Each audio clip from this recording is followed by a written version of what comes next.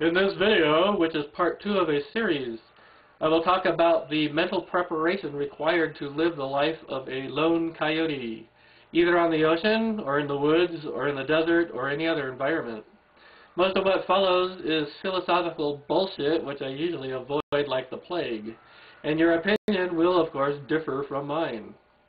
There is one fundamental and unpleasant truth to deal with regarding one's motivation when it comes to living in a wilderness. That truth is that you are eventually going to die, and soon. You have 50 or 60 or 70 years, and then you are gone forever. Life is goddamn bloody short. And if you are not in the place you want to be, then what the bloody hell are you doing still where you are? If you have commitments and responsibilities that keep you in a place you do not wish to be, which is true for most people, then that's just too damn bad for you. You must stay there and make the best of your lot. Honor dictates that you make that sacrifice. A decent human being accepts the consequences of her or his choices and acts. And when the consequences include meeting one's responsibilities and commitments, then that is what one must do. However, if you have met all of your responsibilities to yourself and to others, and you are still in a place you do not wish to be, then what the bloody hell is keeping you there? Soon you will be old. Soon you will be dead. What the bloody fuck are you waiting for? As I mentioned at the end of part 1, my inclination is to warn people to avoid a wild, anchorless, drifting, unfettered life in isolation from other human beings. Living wild usually means living in poverty, with no ready access to medical care, no income to speak of, no financial security, what little there can be in modern society, no hope of a healthy and sane life in old age, and the abandonment of most social interactions that tend to keep people sane and relatively content. Freedom comes at a hefty mental cost. If one is not antisocial or asocial, one will find isolation too great a mental burden. Most humans are herd animals, and if an individual's mental health falls within the normal bell curve, that individual will not be content to run with and howl with humanity's wilder cousins. Only the mentally insane or the extremely mentally stable will be happy with such a life. Making choices in the present means facing regret in the future for paths not taken and an endless number of wishes that one had taken some other path. I think this is true for most people, no matter what life they have lived and are living. It is not just the years that makes a person old. It is also the heavy sense of loss and regret one collects as one lives.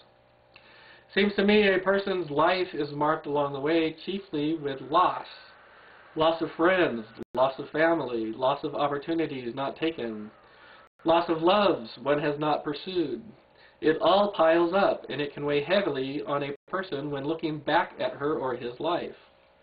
My point is that I suggest you make damn sure you actually want to take a route through life before you start down that path, and yet also realize that no matter what choices you make, loss and regret is inevitable.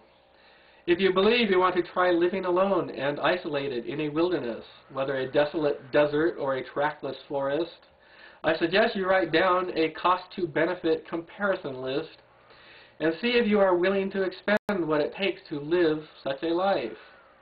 List what you expect to get out of that life, and list what you have to give up to get that life. I suggest you write down what freedom means to you and what you are willing to pay for that freedom. People have different conceptions of what it means to be free, perhaps because they also have different concepts regarding what it means to be happy. To my mind, freedom equals happiness. Your mind may differ.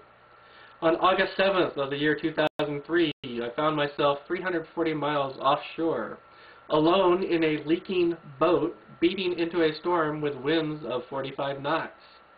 I was 110 miles southwest of Isla Guadalupe, with no hope of getting under the island's lee and no chart of the island even if I could slog my way into the teeth of the wind and get there. I decided to carry on to San Diego, bailing the seawater out of the bilge with an empty coffee can every hour, 24 hours a day, with no sleep and little time for food. The peak of the mainsail had blown out even though it was double reefed. The mainsail backhaul broke, and then the main sheet Traveler was wrenched off the stern and blown away in the wind and the spray. I had long before that reduced the jib down to just a bare scrap, and yet the boat was still making 8 knots and pounding away in a heavy sea. The rain and the pounding was deafening. After about 2 hours of this, I noticed that my terror had faded away and a sense of calm and peace had filled my mind.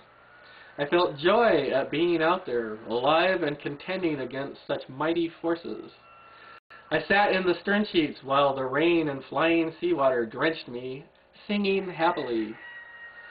This is much the same mindset required for people who wish to sail alone in the ocean, or live alone in the forest, or live alone in the desert wastelands. A mental state of calm where one is convinced one is where one wants to be, doing what one wants to do, and also knowing the price one has paid for that freedom has been met and is worth it. Here in the canyon where I now live, I am cut off from physical contact with the outside of the world for 2 or 3 winter months. The route out of the canyon is closed except on horseback, and traveling on a horse at that time is extremely dangerous. Most civilized people would go raving mad if they had to sit and wait, alone and isolated, until the ice melted, the ground dried, and they could once again come and go at will. In the United States, this is common behavior among mountain people and people who live on several American Indian reservations. They have been born and raised to such behavior, and it does not generally bother them. However, for the majority of people who live in towns and cities, not just in the United States but the rest of the world, they will find the feeling of being trapped too burdensome, and they will never adjust to it.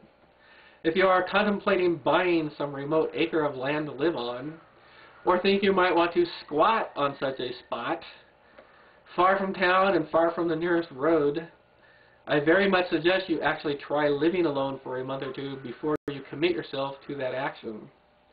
In the United States, one may generally stay in a national park for around 14 days before one is forced to leave. There are places where one may stretch out that time limit by moving into a remote and hidden spot. I suggest a person go out there and live alone for at least a month before actually leaping into that life seriously and making a commitment to it.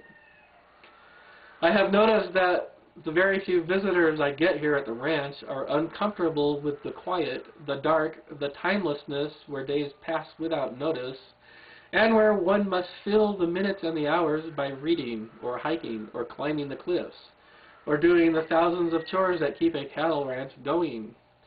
Visitors are forced to listen to the insides of their own heads, and if they are not comfortable with what they hear in there, they flee back to the cities and the noise and the chaos of what passes for real life.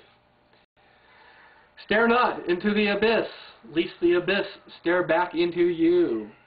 If your head is all fucked up, you will never find peace anywhere until you get your head unfucked.